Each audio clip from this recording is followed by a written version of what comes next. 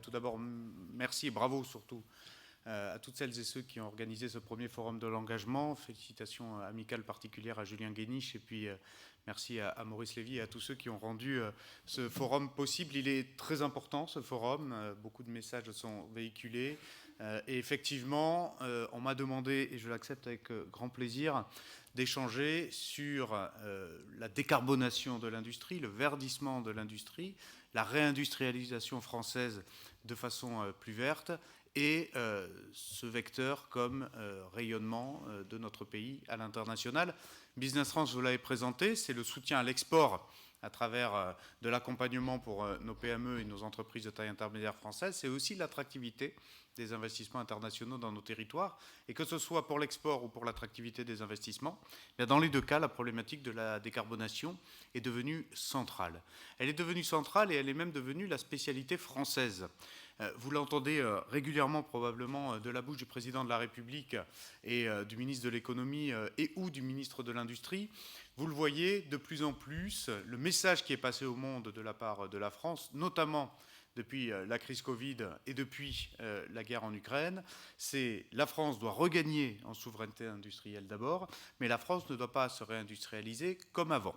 Et dans cette mutation, dans ce mouvement de réindustrialisation, il y a un cap qui est extrêmement ambitieux et extrêmement fort, c'est celui de la décarbonation de l'industrie. La France a une ambition dans le monde affirmée, poussée et de plus en plus perçue, qui est celle de devenir un leader en termes d'industrie décarbonée. Alors l'industrie décarbonée, concrètement, ça veut dire quoi ? Ça veut dire accepter de relocaliser des chaînes de valeur dans nos régions, dans nos territoires, mais ça veut dire de ne pas relocaliser n'importe quelle chaîne de valeur dans nos régions, dans nos territoires, et de faire ce choix d'attirer prioritairement les secteurs industriels qui seront l'une des clés d'une industrie moins carbonée pour, évidemment, atteindre nos propres objectifs que nous avons signés ici à Paris lors de la COP, qui, je vous le rappelle, sont ambitieux, mais toujours, évidemment, atteignables si nous nous en donnons collectivement les moyens. Et la part industrielle, évidemment, est essentielle pour gagner cette bataille. La France a cette ambition-là, affirmée, assumée, d'être un leader européen et mondial en termes de décarbonation de l'industrie. On le fait notamment à travers un programme d'investissement, puisque sa décarbonation nécessite de l'argent public et de l'argent privé pour réinvestir à la fois dans les usines existantes, mais aussi pour attirer les nouvelles usines venues de l'étranger. Ce programme, c'est France 2030. France 2030, 54 milliards d'euros. Renseignez-vous pour ceux qui ne connaissent pas sur France 2030, vous avez l'ensemble des grands secteurs d'avenir que nous voulons mettre en avant. C'est vrai pour la décarbonation, c'est vrai pour la recherche et développement, c'est vrai pour l'innovation. La France a un avenir industriel. La France a eu un passé industriel, la France a aussi un avenir industriel. Mais cet avenir industriel, c'est un avenir décarboné et un avenir innovant, là où nous avons finalement une vraie compétitivité à mettre en avant vis-à-vis des autres pays. Pourquoi une vraie compétitivité par rapport aux autres pays ? Et c'est mon deuxième message de ce propos introductif. Parce qu'à Business France, nous croyons profondément que le commerce international et l'investissement international n'est pas l'ennemi de la décarbonation, mais bien son allié. Ce n'est pas un problème, mais bien une partie de la solution. Mais pour cela, il faut être offensif dans les secteurs dans lesquels nous acceptons d'investir et les secteurs dans lesquels nous ne voulons plus investir. Et ça, c'est le travail que l'on fait à Business France. Un exemple typique, deux exemples typiques pour être concret. Le premier, c'est ce que nous sommes en train de faire dans la région de Dunkerque en termes de réindustrialisation concernant le secteur de la voiture électrique. Je ne lance pas ici le débat de l'empreinte carbone du véhicule électrique. C'est un débat qui mériterait un panel à part entière. Mais une chose est certaine, d'un point de vue des émissions de gaz à effet de serre, le véhicule électrique est un outil décarboné et répond à la problématique de la mobilité au moins individuelle. Pour cela, nous devons, surtout dans un monde qui devient compétitif de continent à continent, savoir produire chez nous. Nous avions une industrie automobile performante et exportatrice. Si nous voulons avoir un coup d'avance sur l'automobile de demain, c'est le véhicule électrique. Donc il nous faut produire la batterie chez nous. Donc il nous faut construire l'ensemble des chaînes de valeur de la batterie dans nos territoires. Et c'est ce que nous faisons dans la région de Dunkerque avec ce que nous avons appelé la vallée de la batterie. Et dans cette vallée de la batterie, il y a des entreprises françaises, de très belles start-up françaises, je pense à Vercor par exemple, mais vous avez aussi des entreprises étrangères. Je pense à Prologium, entreprise taïwanaise, qui a annoncé un investissement de 3,5 milliards d'euros et plus de 3000 emplois directement à Dunkerque. Je pense aussi, par exemple, à l'Estonien Skeleton, qui a annoncé sa volonté aussi de venir participer. On pourrait citer aussi Envision, etc., etc. Vous avez beaucoup d'acteurs. Le chinois XTC qui est venu faire un partenariat avec Orano en France. Bref, vous avez une myriade d'acteurs internationaux qui ont choisi les territoires français. Pourquoi ? Parce que la France est perçue comme le leader de l'industrie décarbonée. Et cet exemple de Dunkerque, il est doublement intéressant. D'abord parce que beaucoup ici sont très jeunes et sont probablement nés déjà au XXIe siècle. Mais Dunkerque a été une grande puissance, pas tous, mais beaucoup. Dunkerque a été une grande puissance industrielle. Et Dunkerque a été l'un des territoires assez révélateurs de la désindustrialisation à la française. Ce n'est pas le seul. Il y a 10 ans, personne n'aurait cru dans la capacité à revitaliser un territoire aussi rapidement. Ça a été la volonté de l'État français, ça a été la volonté de la région Hauts-de-France, ça a été la volonté de la communauté urbaine et du maire de Dunkerque, ça a été une volonté collective et surtout ça a été la volonté avec le port de Dunkerque, qui est un formidable site foncier capable d'attirer des industries collectives, de faire venir des entreprises là. Tout ça pour dire que réindustrialiser le pays, c'est absolument pas une utopie, c'est concret, et réindustrialiser le pays par des secteurs d'avenir exemplaire en termes d'industrie verte, là aussi, non seulement ce n'est pas une utopie, mais c'est en train de devenir très concret. Et donc cet exemple-là, il est absolument parlant et surtout extrêmement porteur de fierté pour nous tous. Deuxième exemple, c'est l'hydrogène vert, qui dit décarbonation de l'industrie, notamment sidérurgie, mais pas que, dit problématique de l'hydrogène vert à avoir sur notre propre pays. Là aussi, je ne rentre pas dans le débat de la compétitivité, du transport, un certain nombre de problématiques autour de l'hydrogène, mais ce qui est sûr, c'est que si on veut faire de la France un champion mondial de la réindustrialisation verte, il faut miser et investir sur l'hydrogène vert dans notre pays. Et là aussi, on fait venir des acteurs du monde entier sur la problématique de l'hydrogène vert.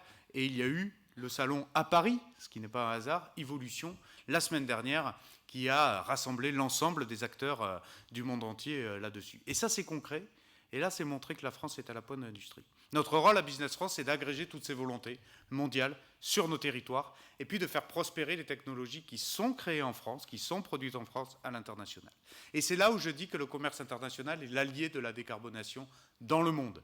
Parce qu'il y a une contradiction apparente entre le commerce international et les images de grands cargos que vous pouvez avoir dans le monde porte-conteneurs et la décarbonation. La vérité, c'est que s'il n'y a pas ces échanges internationaux, si on se referme et si on ne s'ouvre pas au monde, il n'y a pas le partage des technologies, il n'y a pas l'influence des pays comme la France qui sont en avance sur la décarbonation pour les autres pays, et donc il n'y a pas cette grande marche que nous essayons de créer avec beaucoup d'autres pays vers une industrie décarbonée dans le monde.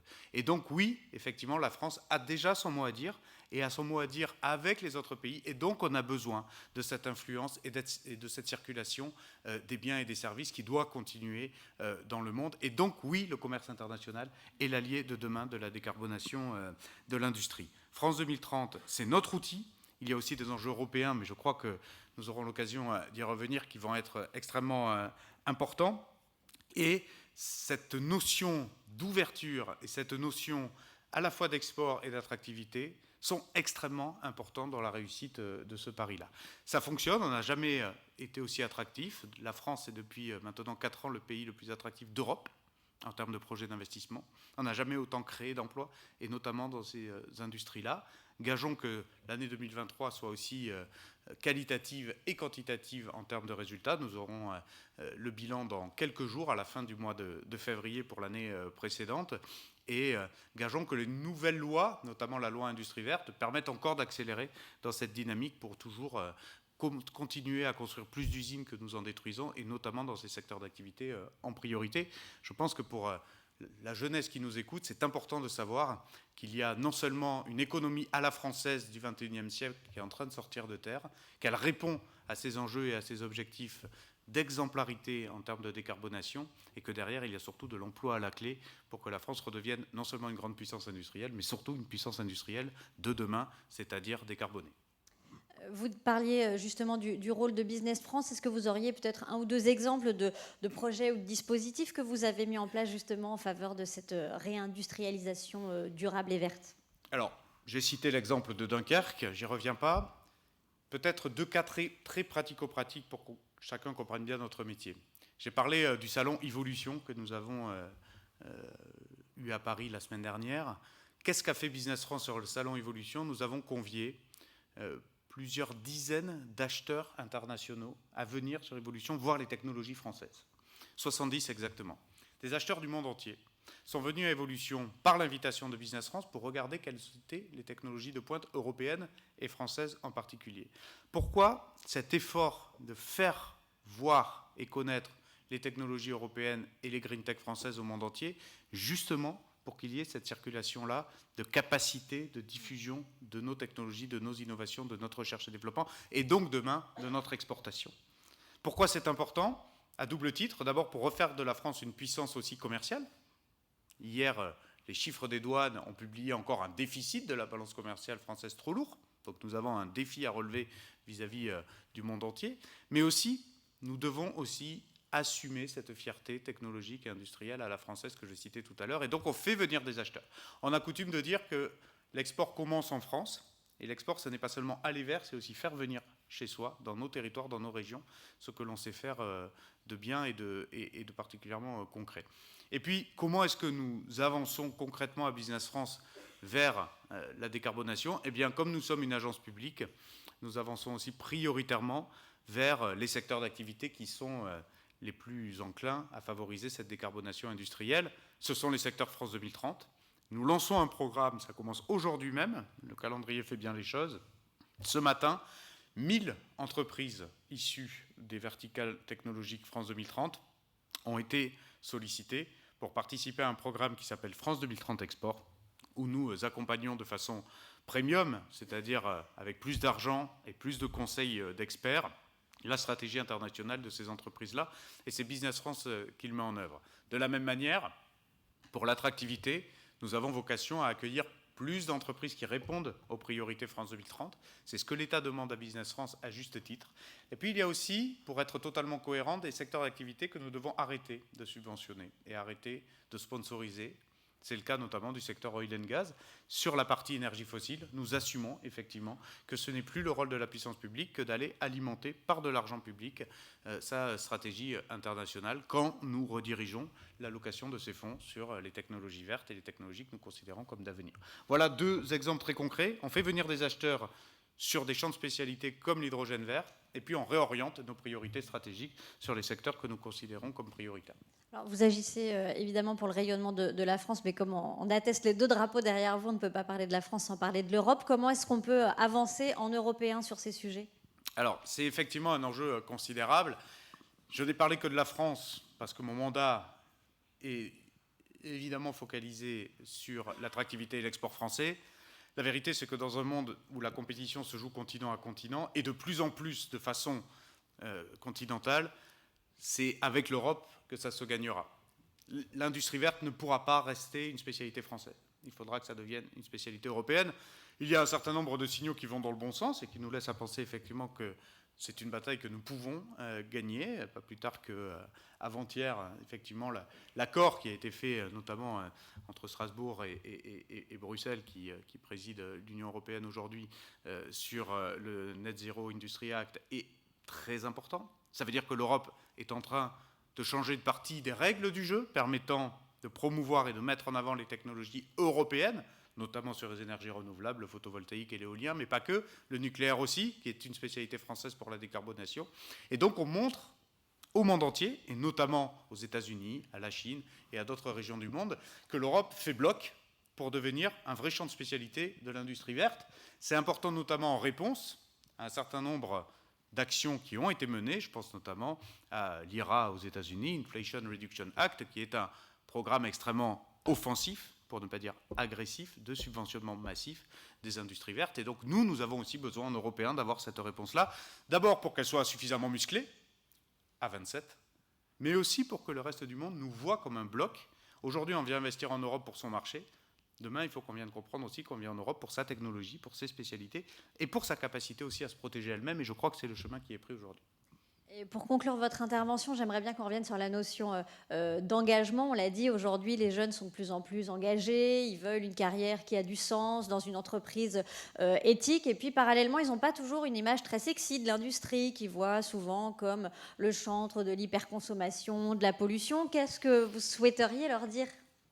2 messages. D'abord, l'industrie, c'est sexy. L'industrie, c'est évidemment un secteur d'avenir pour ceux qui pensent sustainable, pour ceux qui pensent ESG. C'est dans l'industrie que ça se passera. C'est dans l'industrie que ça se passera. Et vous avez des formidables entreprises qui sont en train de grandir, de se développer en France, spécialisées là-dedans. C'est pour ça que je dis, renseignez-vous sur ce programme France 2030. Vous avez à l'intérieur énormément de superbes entreprises qui ne demandent qu'à accueillir nos jeunes talents, nos jeunes ingénieurs.